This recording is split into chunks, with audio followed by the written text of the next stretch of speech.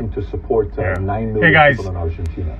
I wanted to just share something with you. Absolute. Had a meeting. I just had a meeting this morning with a dear friend. I actually think of him more of a mentor than a friend of mine. And he and I were talking about economic systems that give opportunity. Now, I need you guys to follow me on this, because one of the things I was thinking about when I was preparing to kind of share this message with you was, how do I position the message so that you can get it? Because I think a lot of times when we have deeply technical conversations, we get lost in the technical language without communicating the message, so people don't get it. Anyway, so Mikhail and I were busy talking about economic systems that promise opportunity to people. And I was saying to him, I was like, dude, look, let me tell you how I look at it, guys. And if you get a sense of how I look at it, then you'll understand it. I was like, for me, if you want to understand what it takes to thrive in an economic system, look at the top 25 wealthiest people in that system, and then look at the top 25 most respected people in that economic system, and you'll understand everything you need to know about that economic system. Let me tell you what I'm trying to say to you.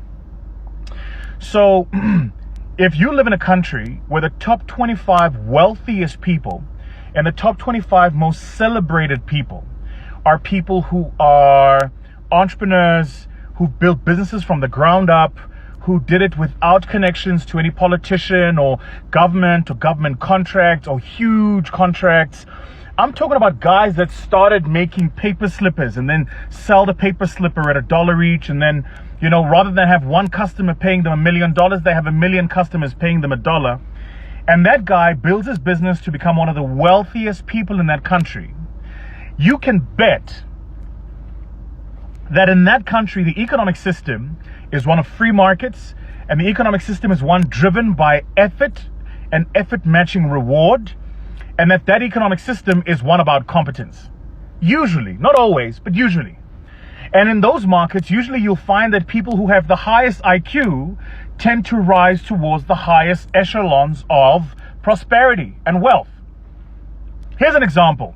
If you look at the US, and I say to you, who are the billionaires in the US you know about that have done really, really well? Mark Zuckerberg, top IQ, built a business for the billions, now is a billionaire. Jeff Bezos, top IQ, Ivy League education, built a business for the billions, now is a billionaire. Ray Dalio, top IQ, right? Built a business that's generated billions of dollars in returns, now is a billionaire. I could just keep going, but if you look at the US and you look at the guys in the US who've made extraordinary amounts of money, these are people who've literally shifted the economic trajectory and system. Larry Page, Sergey, Reid Hoffman, who founded LinkedIn, Steve Jobs, Andrew Grove, all of these guys who've built these phenomenal businesses. All of them have one thing in common. Even our very own Elon Musk left here to go there because he was an IQ-driven guy. And he recognized, and I'm going to make the point, that we don't live in an IQ-driven society. So he went, I've got to go where my strengths give me the highest reward. I've got to go to the environment where I'm going to generate the highest reward based on my strength, because I'm the kind of guy that will build a business that is driven by competence, not connections. Does that make sense? Juxtapose that with many of our own economies here in the continent. And one of the things I've been careful to do is I hate Africa bashing. Like, I feel like Africa's been through enough. We really don't need to be bashing each other. So this is not me bashing. This is just me reflecting. And I'm open to being wrong. If you guys think I'm wrong, just tell me where you think I'm wrong and share with me what your own perspectives are. But if you look at Africa, and you look at many of the continents and many of the countries in Africa, look at Latin America, look at many of the countries in Latin America, look at Asia. Look at many of the countries in Asia too, because we love to talk about the Asia countries, but the truth is that their economic system is actually very similar to ours. Even in Russia, economic system very similar to ours.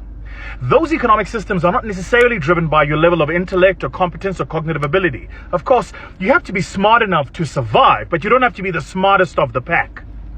They're also not driven by your level of competence, because there are people who are much more competent than you who don't have necessarily the same access. What they're driven by tends to be access to power. So it's about connection, not competence. And they also tend to be driven by access to massive state-funded opportunities that can generate instant wealth for you. Instant wealth. So in those markets, all you got to do is be close enough to somebody in power, get access to an amazing opportunity that generates you instant wealth tomorrow, and you're sorted, you're fixed. And one of the ways you know this is true is usually what people who live in those markets do is the minute they generate wealth and they get free cash flows from that wealth, they will externalize the capital. They'll take their money and they'll take it out of the country. You'll very rarely see guys who make money in those countries reinvest in those countries. That's why there are very few people who do government tenders that do venture capital.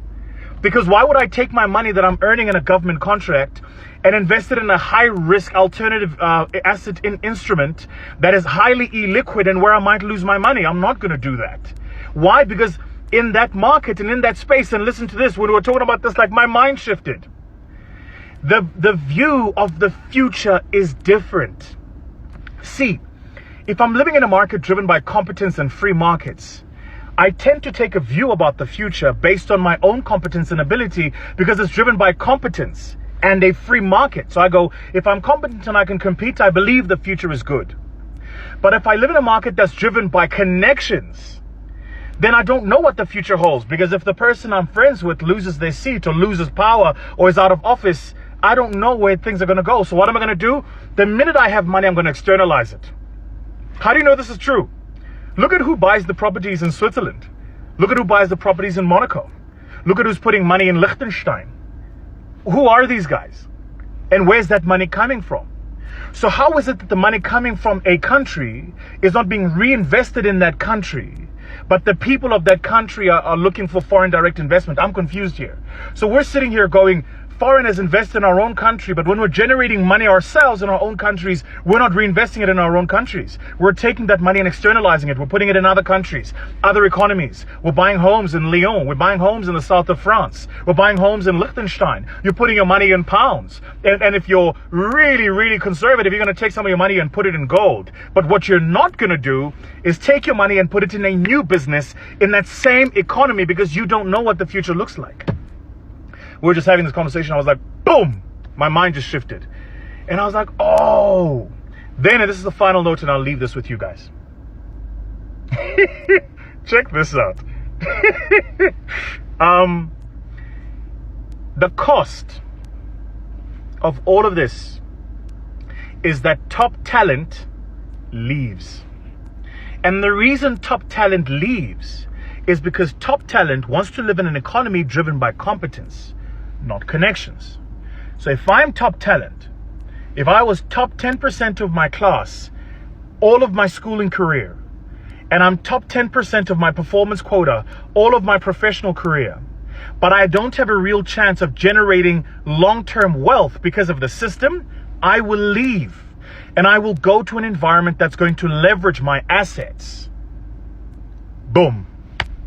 So where do you find, go to Canada, go to the US. Some of the smartest bankers are Nigerians. Like some of the smartest people in financial services in the UK, Nigerians. Some of the smartest people working in technology in Malaysia, Kenyans.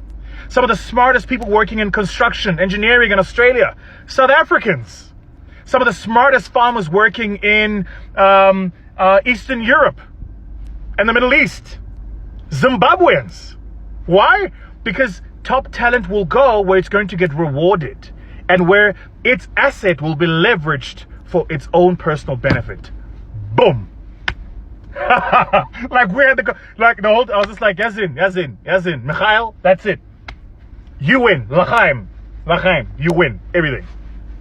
I wanted to share that with you guys. Now, what I'd love to know from you is comment below if you know a friend that you've seen leave a market like the one I'm talking about. Comment below if you know a friend that's left and gone to Europe, gone to the US, gone to Australia, gone to any of the places that have more free markets where you can generate economic wealth for yourself without necessarily having a close connection to power.